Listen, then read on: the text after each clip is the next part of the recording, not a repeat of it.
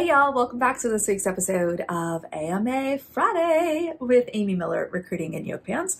So this week we're going to talk about how to answer one of the wildest questions out here in recruiting land. What do you know about our company? Look, this is going to be a long one, okay? Because we got a lot to talk about on this topic. I even did a poll for you guys. That's how much I care about bringing you up-to-date and accurate information. I did a poll. I'm ashamed. Okay, not really. So this is what started this whole conversation. I wrote a tweet over the weekend. This is exactly what I said. Okay, I'm going to read it to y'all. Expecting a candidate, including direct applicants, to answer, "What do you know about our company?" is some weird recruiter gatekeeping nonsense, and I don't like it. How about, "What can I tell you about our company?" So that was my tweet. Okay, this ended up getting shared in a recruiting group on Facebook. A bunch of people lost their minds, started making fun of my yoga pants. It was super fun for somebody who's not me. Okay, now look, I've been in recruiting for over 2 decades. I don't have feelings for you to hurt anymore. Okay, there is no insult that I have not already heard from some angry candidate or hiring manager somewhere along the way. You're gonna have to get up a lot earlier to try to affect my mental health. But it was interesting. People do tell on themselves, right? The way that they communicate and what they decide to respond to. We're gonna talk a little bit about that as well, so keep watching. All right, so that was the tweet. A lot of folks had some very strong opinions about this, a lot of recruiter folks, and there seemed to be a couple of different perspectives here. So on the one hand, you know, you have folks, and this is where I'm at, where I look at this first contact. I don't care how you got here. I don't care if I called you, you called me, you answered an ad, I dragged you kicking and screaming off of the internet. It does not matter to me. But in that very first introductory conversation, I'm going to lead with a softer approach. I'm going to say, do you have questions I can answer about the organization? Do you feel like you have what you need to decide if you want to move forward? I wrote it down, right? I actually say, what can I tell you about our company? This is just a slight tweak of the words, but it provides an opener for a candidate to either say, yeah, well, I've already done all this research and I read this and I heard that and I talked to this person and I already know a lot. Okay, cool. Now I can maybe fill in gaps or check some assumptions or what have you. Just depends, right? It also opens the door to go, you know, I haven't actually read that much. You know, I just applied to this role a couple days ago. I applied to 6 other jobs at the same time. Haven't had a chance to research. What do you got for me? Like, that's okay. I want my candidates to feel like they can be vulnerable and transparent with me about that. I want to build that kind of rapport where they can be honest and it feels like a safe place to talk about what's important to them, what other irons they might have in the fire, what are the, you know, top priorities or biggest concerns or things like that. I'm trying to create that bond and that relationship. And now again, this is a short-term relationship, right? We're not going to be besties for the rest of our lives. You're going to move on. I'm going to move on. You know, shit happens. But for the time that we are working together, and particularly for myself as an internal corporate recruiter, many of my new hires have become hiring managers. They have become close friends and peers, and it's the way that we start this relationship matters. So for me, not to beat this dead horse, but for me, the language that I choose and the way I start that conversation matters a great deal. That's my perspective. Okay. Here's the deal. A whole lot of recruiters think I'm wrong. I mean, lots and lots of recruiters think I'm wrong. In fact, some recruiters think that this is my worst take ever. And they don't even want to hear anything further that I have to say because I wear yoga pants. Which was kind of the highlight for me. You know, if you're going to start dragging my content or making fun of me or trying to, you know, hurt my non-existent feelings, try harder. Y'all are funny. So that's where we're at. Okay, that's my 2 cents. That's what I care about. Now let's talk about the results of a poll that I did for you, trying to bring you the best, most accurate, and up-to-date information. So I posed this question on LinkedIn. I will actually link to that down below in the description so y'all can go see the post and the results of the poll.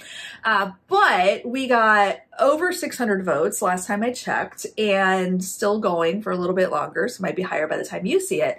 But basically the question I posed was before the first introductory call. So the intro call where you're first connecting with a potential candidate, do you expect those candidates to have researched your company? Now, the question specifically was, if this is a deal breaker, if you expect this and you will not move forward with someone's candidacy if they have not done some baseline amount of research, vote yes. So what you're saying with your yes vote is that if I'm talking to a candidate who has not done at least some early stage preliminary research, I will not move that candidate forward. If you are saying no, then you're willing to kind of use this as an opportunity to fill in any knowledge gaps, answer questions, things like that. Okay. That was those were your 2 options there. Some people I don't think understood that the way they voted, but that's fine. We still got some good data. And I proposed this to both recruiters and hiring managers. So a lot more people voted on the recruiting front. Hiring managers were pretty split. I think about 10% of the respondents were managers, and they're like, no, it's fine. I'll answer questions. Only 13% were managers who were saying, yep, this is a deal breaker for me. I will add the caveat here that you're probably not talking to a hiring manager until you've made it past a recruiter. So I'm more okay with that. That's just something that I do a lot of prep around, is like setting you up for a successful conversation with the manager. So I'm not as worked up about that. I can live with that perspective from hiring leaders. However, the rest of the vote, 45% of recruiters were saying, no, I'll explain. I will provide context. I will answer questions. Yes, these are my people. Okay. I like these 45% of respondents. So that's what, about 300 recruiters, give or take. Y'all, why did a third of them say this is a deal breaker? I'm telling you, this was interesting. Over 200 recruiters. Okay, some of these people are not recruiters.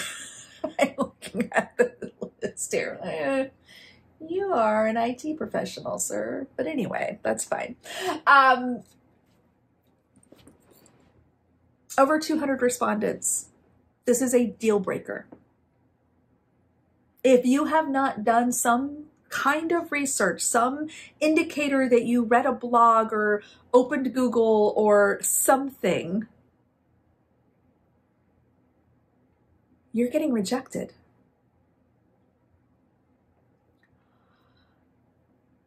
That's actually kind of terrifying to me. Okay, this is why I think it's important we have this conversation, because that scares the shit out of me that we're potentially going to lose out, maybe perhaps, on an otherwise awesome candidate because they didn't take some step that we created and never told them mattered. So this is my other issue with that. This is, I yell all the time about basic qualifications and OFCCP compliance and all of these things, okay? This is an artificial gate that may not always be readily apparent to the job seeker. Sidebar, my recommendation to any recruiter or manager who feels very strongly about this, please say that in your job descriptions. Please put that in your LinkedIn profile, right? Make this very clear. Say, hey, prospective candidates, if you want to work with me and my company, don't get on the phone with me until you've done some research. Okay, thanks, bye. That's what I want to see from you. Okay? It is grossly unfair to expect candidates to play a game successfully when you have not given them the rules. Okay, I'm gonna try not to get worked up about this. This bothers me. Okay, so now that I've spent my whole 10 minutes bitching about that, let's talk about what you as a job seeker are going to do. So number one, this is the first rule of recruiting. I probably should have told you this 2.5 years ago when I started the channel, but here's the reality. You do not get to pick the recruiter that you are working with. Sorry, y'all. You can to a degree. You can pick the company that you want to apply to. You can pick the invitations that you accept to interview. Okay, so you can choose to that degree. But if you want to work for ABC Company and Bobby Sue is their recruiter and she's the one that owns, you know, all the positions that you're qualified for at ABC Company, you got to get through Bobby Sue. There's no way around it. Sure, you could be referred, and sure, there may be, you know, some other kind of backdoor mechanisms perhaps, but Bobby Sue's involved at some point.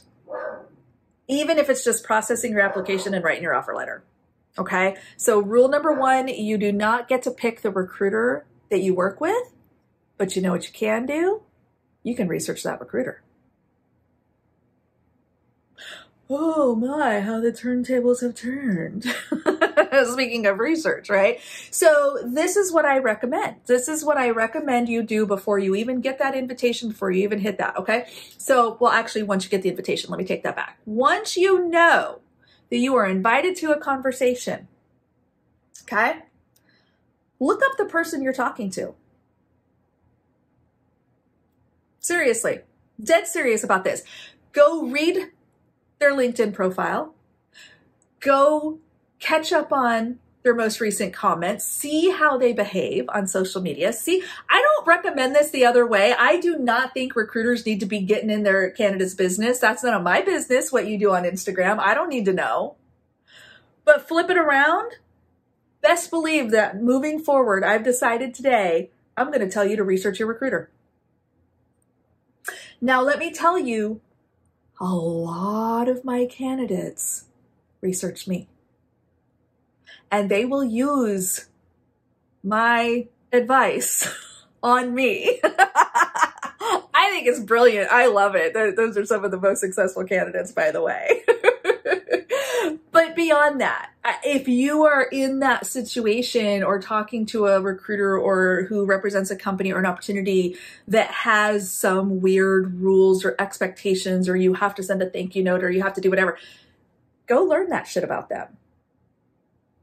Use that information to decide, is the payoff of potentially landing this role or potentially getting the next step worth the investment that this recruiter expects of me? We will tell on ourselves on social media, I promise you. We will. Okay, so research the recruiter you're talking to. Second thing, yes, of course, preliminary, research about the company is probably good. You can read their blog, you can look at their job descriptions, you can read Glassdoor reviews, those kinds of things. But here's what I'm going to recommend you hone in on instead. Okay, so when you get that question, what do you know about our company? It is absolutely okay to say something along the lines of, yeah, I did take a look at your website. I refreshed my, memory on the actual job description that I applied to or that you sent me or whatever. But here are the things that I really want to know. And then you launch into some key questions that matter to you the most. Now, what are those questions? It depends. You get to decide, right? Like maybe you want to know, like, I'm really curious how this particular specialized business group fits into the overall org of massive organization. I'm really interested, as a brand new startup, right? What is the long-term outlook for this team? I'm really curious, how long has this manager been building this organization? Like, will I be the newest of a bunch of new hires? Am I the first person to join in 10 years? Like, I'm curious about, kind of the more specific manager team makeup and then overall how that fits into the larger picture. Those are questions that you can ask. So knowing what a company does high level, Oh yeah, you're ABC organization and you build widgets. Okay. So yeah, I understand that you're ABC Corp and you build widgets, but I'm really curious, the quality team that I'll be interviewing with, I'd like to understand more about their part in this process. I read the job description, and of course I understand that, and I've done this kind of work for XYZ Corp, but I'm really curious, like how much effort is put into quality, or how much, time, resources, whatever is spent, those kinds of things, right? Do you see where I'm going with this? So don't worry so much about being able to repeat a tired old line about, well, yeah, so you were founded in 2012 and you have 1.6 thousand, employees across the greater Midwest. And who cares? It's not trivia. It's about getting the data that you need to make the decision that's right for you, but also playing this stupid game with some of these, I'm sure, well-meaning recruiters who think that you have to pass some kind of sniff test about your interest in the company to get to the actual interview process. All right. So that is my thoughts on that. We went way over. This is about time and a half of what we would normally do in, one of these weekly videos, but this was a big topic and I wanted to make sure we spent enough time on it. So check out the blog post down below. I will link to that so you can go see the poll results yourself. There's lots of great comments on that LinkedIn post too from a lot of great recruiters who have varying thoughts of their own. So do your research, y'all, but mostly on the recruiter that you're going to be talking to. All right. We'll see you next week.